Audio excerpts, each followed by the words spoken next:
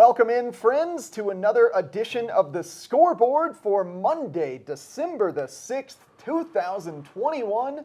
Moving our way through the winter, actually getting things kicked off this week.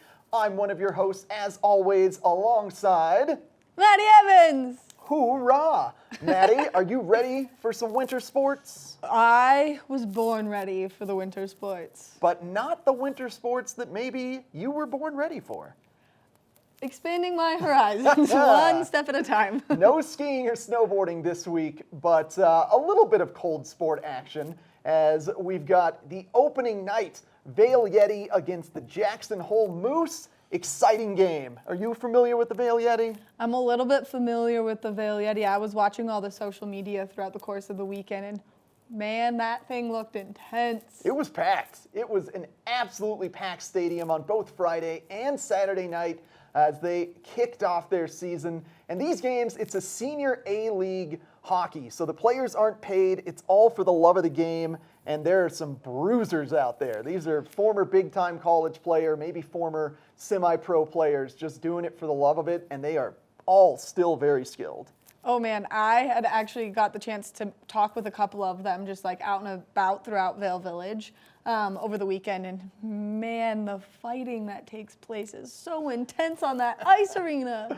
I was happy that there were no actual brawls. I'm more of a skill hockey guy than a fighter hockey guy. But yeah, they got a little rough in places, but it was a good time. And then Battle Mountain Huskies, state champion Battle Mountain Huskies, because they are until they're not, in my eyes. They kicked off the season against the Steamboat Sailors in an absolutely fabulous game. Again, totally packed stands, almost as much as the Yetis got. I mean, people love the sports here, and I was kind of talking about that this morning on Good Morning Vail, that like, it's intense, and the two sports for high school that I feel like get the most attention here is soccer and hockey. Yeah, I was kind of surprised. They had tons of course, all of the parents from Steamboat were there, and a ton of kids from Steamboat were there. Yeah. But it was a raucous environment, Maddie. It was a good time. Yeah, those hockey families, they really like to stick together. They really do. They really do. So we've got a great episode of the Scoreboard. We're going to take a short little break and come back with a look at Battle Mountain Huskies basketball versus Vail Christian.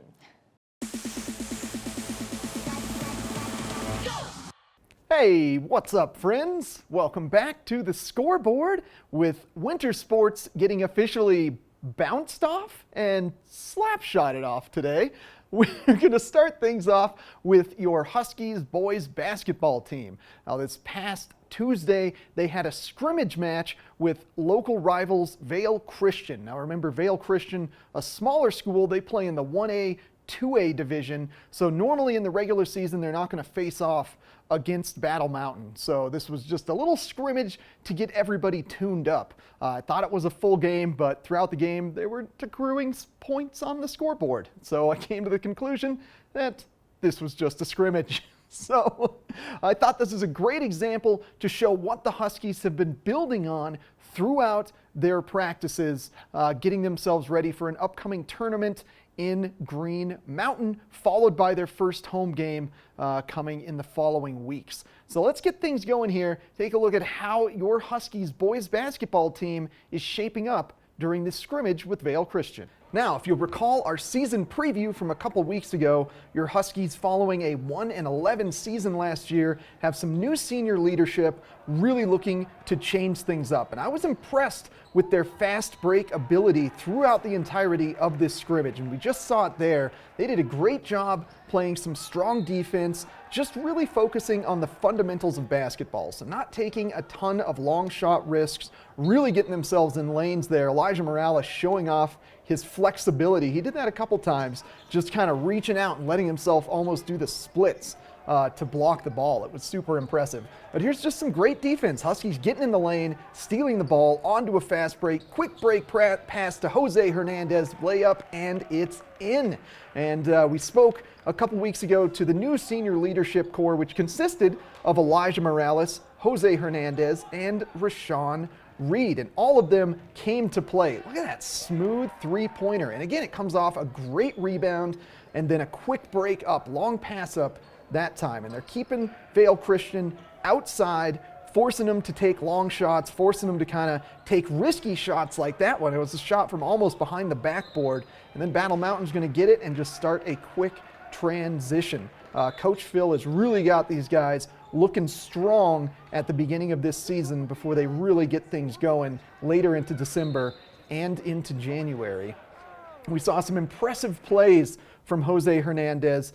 Here he is with this just silky smooth juicer of a three-pointer, and that wasn't the only one we saw from Jose this evening against Vail Christian. Vail Christian answers but bricks it in and out.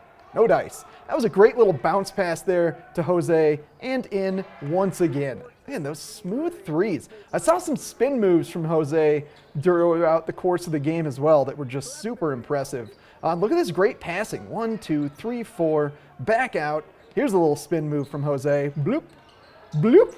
Loses it on that one, unable to make the shot, but that back-to-back spin move, that's going to come in handy, especially after that 4-set passing play, really confusing and spreading out the Vail Christian defense. I think if the Huskies can keep that up throughout the course of the season, they're going to be in great shape. And look at that wonderful read by Elijah Morales to steal that. Again, fast break up, quick one-touch pass, easy layup for Jose Hernandez there for another 2 points. Now, this is just a fabulous showing from the Huskies. Things to keep in mind, though, they are playing a 1A, 2A school, so Vail Christian being a smaller school, less of a talent pool to draw from. But regardless, I wanted to focus on the fundamentals and see how they were doing with that new leadership group. Rashawn with that beautiful layup. And if you recall, again, kicking it back to our season preview coverage, Rashawn was all about dunking. He was doing a drill where he was just dunking the ball constantly. And would we see that come out tonight? You know, this dribbling around the three-point line, great passing, great vision from your Huskies. There's Rashawn kind of directing traffic, making sure he's got an open lane. Over to Rashawn, boom, dunk. Excited for boys basketball to really get going. On the girls' side of things, before we move on, they did win their opening away game against Grand Junction. Round of applause. Congratulations to the Huskies girls basketball team getting things kicked off with a big win. Looking forward to covering them next week and then boys basketball in the coming weeks. But we're going to take a short break here on the scoreboard. We come back, we're going to take a look at the opening of hockey season.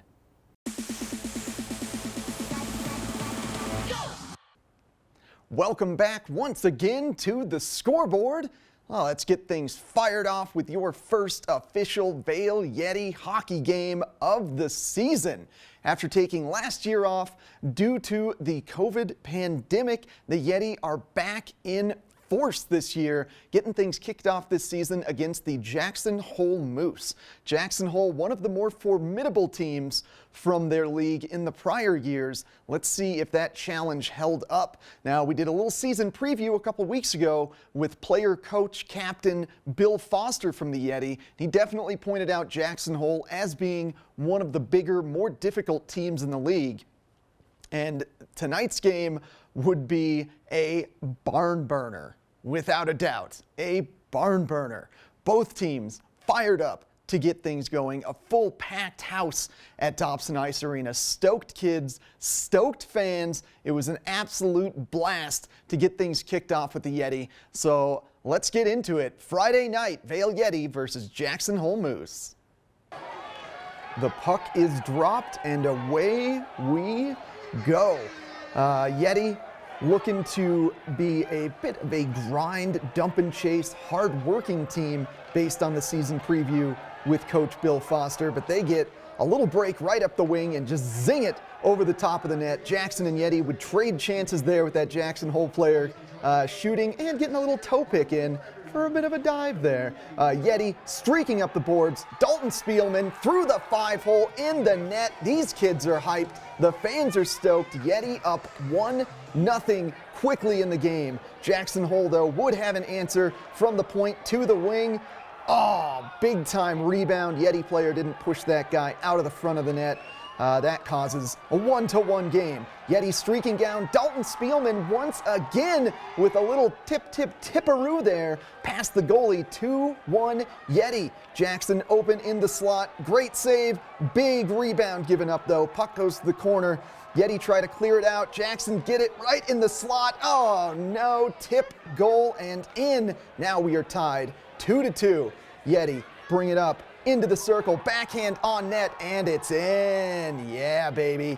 3-2 Yeti. Jackson would tie the game at 3. And Dalton Spielman not done for the night. Ladies and gentlemen, that's a hat trick in the first period. Dalton having himself one heck of a night. Now we're on into the second period here. Yeti holding the puck behind the net, corralling it, swing it up to the point, big shot, great tip, great traffic in front with that screen. That one didn't go through though. Little board battle here. Yeti come away with it, put it behind the net again, try to get it to the slot, not going. Jackson Hole whiffs it off the post. The second period, things certainly started to settle down. Both teams were trading chances throughout the second, but nobody could quite break through. Now this is a bit of a penalty-filled game. Heck of a spin move by Jackson Hole there, really showing their skill. This was a bit of a penalty-filled game though. That would certainly be one of the larger effects on the overall game, especially when we get into the third period. And here's a bit of a weird one, especially if you're an Avalanche fan. The goalie's skate blade just popped right off. Remember a couple weeks ago that happened to Darcy Kemper, the goaltender for the Avalanche, 2 nights in a row. And Yeti now on a 5-on-3. And you know, as they say in hockey, you don't score on a 5-on-3. That's typically bad news for winning the game. Let's see if the Yeti can pull it off though. They get a shot. Jackson Hole goalie up to the task of saving that puck. And there in the third period, Yeti kind of pull a man down behind the net, giving Jackson a power play. They get a shot on net, back out to the point. That one's in. Tie game in the third. 4-4, Jackson and Yeti. And almost immediately after, Jackson would pull ahead with the go-ahead goal. 5-4 Jackson now. They're taking it up the wing, up into the slot, and that one is in the net as well. Jackson Hole just started coming in waves in the third period, and the Yeti would try to push. They would get a goal. 5 now, 5-6, about 9 minutes left for the Yeti to tie the game or potentially win it. Could they pull that off? There's Dalton Spielman along the boards, getting it down low, trying to cycle it behind the net. Oh, but Jackson comes away with it. Wrestling the man down though, that would be a penalty, giving the Yeti a power play. Unfortunately, they could not convert on that power play. Final seconds of the game, Jackson goalie trying to get himself a little bit of a tapper in, but that would just be an icing. And unfortunately, the Yeti would go on to lose this game 6-5 on the opening nights. Unfortunate result for your Vail Yeti on opening night, but that didn't damper the crowd. Everyone was hyped to be back at Dobson Ice Arena celebrating the wonderful sport of hockey. And of course, with the Yeti, they typically play on a back-to-back set, so Friday and Saturday night. On the Saturday night game, they ended up losing 4-8 to the Jackson Hole Moose. So Jackson Hole Moose were set up to be a heck of a team coming into this season, and they came through on proving that. They were big, they were tough, they got under the Yeti skin, Yeti taking all kinds of penalties, but overall this is a wonderful game, set of games rather, to start the season off. Can't wait to cover them. The Yeti play all the way through the end of March. They're a little bit light on their schedule through the month of December, and then January things really get kicked off. So as far as the Yeti schedule goes, next weekend taking a little bit of a break, no Yeti games. The following weekend, the best team they could possibly face off with, the Breckenridge Vipers. They'll be playing at Breckenridge on Friday night and then at Dobson Ice Arena on Saturday. That's December 17th and 18th. Cannot wait to cover those games against Breckenridge. All of us Eagle County folk know how we feel about Summit County and Breckenridge. So Vail Yeti are going to have that one in their sights for the next 2 weeks and try to tune things up with some great practice over the next 2 weeks before facing off against the Breckenridge Vipers. And now we're going to take a quick break and come back with more The Scoreboard. Welcome back to the Scoreboard. I'm one of your hosts, Maddie Evans. Now, we've been talking, the excitement of hockey season is finally here. And something so cool about the Battle Mountain Huskies this year is they have 2 female players, which I think is absolutely incredible. Both Sydney and Kaya did such a wonderful job at their starting game. And then, of course, we have to give a shout out to Kyle, who's the team captain, because they all did so well. Now, we're going to take a look at exactly what went through that game and how those plays turned out. So let's take a look. Thanks a lot, Maddie. Time to join our state champion Huskies, see if they can spin out the Steamboat Sailors. Here we go, puck drop, first period, Steamboat Sailors, state champion Battle Mountain Huskies. How would this game turn out? Steamboat lost, or rather was in a rebuilding phase last year. This year they've got plenty of seniors, and one of them can really score. That was top shelf and a beauty. Steamboat versus the Huskies here. Steamboat already up 1-0. Could the Huskies respond? Good play behind the net there. Now puck going down low into the Huskies corner. Steamboat just steamrolls the Huskies goalie. That's not allowed. And that one would draw a roughing penalty right against the boards that we just saw there for the Huskies, giving Steamboat a power play to which they would capitalize in the dying seconds of the first period. And now we're in the second period, 5-on-3 for the Sailors. As I said with the Yetis game, if you don't score in 5-on-3, that's bad news for winning. If the Huskies can hold them off, top shelf and another beauty. Huskies could not hold them off. Steamboat scores on that 5-on-3. Let's see if the Huskies can respond. Now down 3-0, and they could. Yeah, Kyle Parliament. Great streak up there for that 2-on-0 goal. Just a little tappy tap. Carter Large controlling the puck along the point, gets it over to the wall. They're going to send it over to the high wall, steps in. Ooh, blocker, short side, right against the post. That was a beaut. Yeti Huskies are climbing their way back in this game. It's now 3-2. Could they tie it up against Steamboat? Short-handed now, Huskies. Ooh, beautiful. Beautiful on the power play. Just a little rebound out to the slot. Plenty of open net to shoot at there. Tie game in the second period. Big hits started happening as both teams wanted to enforce their will and their physicality in this game. And Steamboat getting another one, 4-3 Steamboat now. And we're going to watch this one more time. So I want you to focus on number 19 of the Huskies there and see that Steamboat player just curl away from him. He's lost his man. Nobody's covering him. Both defensemen commit too low behind the net, just leaving much too much open space there, right in the money zone in the slot in front of the net. That's where most goals are scored, especially if you're not putting a body on the player. That's exactly what happened with that one. Huskies were caught watching the puck a little too much and not skating to where the puck was going to be. So they got themselves caught just sitting, staring, waiting for plays to happen and not necessarily keeping their feet moving and being aggressive throughout this game. That's really what did them in, and Steamboat just never stopped moving their feet. That's some great cycling down low. Steamboat always seemed to have 2 men on the puck against the boards when Yeti only had 1 player, so the Huskies were losing a lot of puck battles. You hate to see it, but coming off of a state championship, they have potentially what I like to call a bit of a championship hangover, or Stanley Cup hangover, as it's known in the NHL. So this first game against Steamboat, likely a big-time wake-up call for the Huskies as we're watching the final few minutes here. A few good chances for the Huskies. That one just kind of zings wide of the net. They had good traffic in front. Great shot there. Looked like it was going 5-hole. Good chances on the rebounds. They're starting to pick things up, but there just wasn't enough time left in the game for the Huskies to really muster any comeback. And in the dying seconds, Steamboat shoots it deep. Again, they're putting a heavy forecheck on the Huskies. They give it up right on the high wall with that ill-advised, weaker pass. And Steamboat just gets 2 players down low.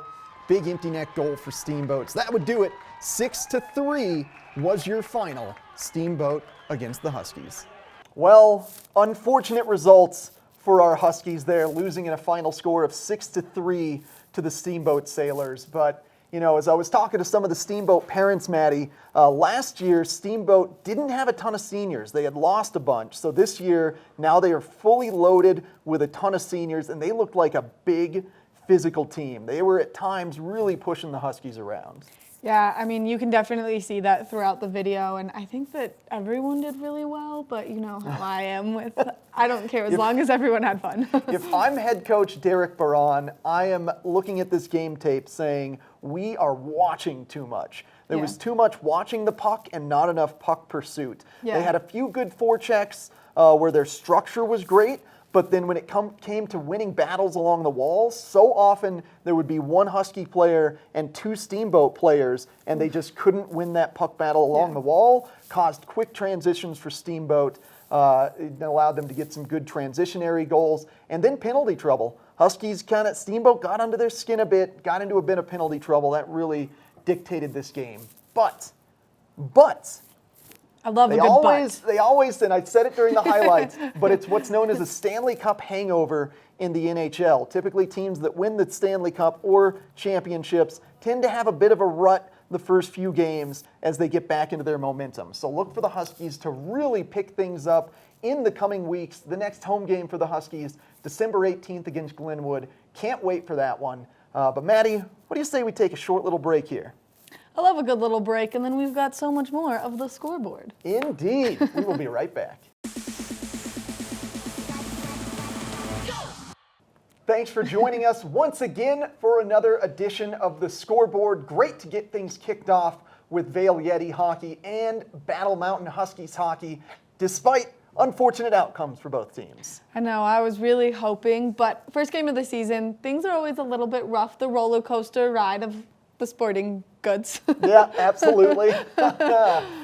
Things are going to get a little bit light throughout the month of December. For this week, we've got two more sporting debuts. We've got the debut of Vail Mountain School basketball on Friday night, and then the debut of Battle Mountain Huskies girls basketball on Saturday night. Stoked to see those two teams for the first time.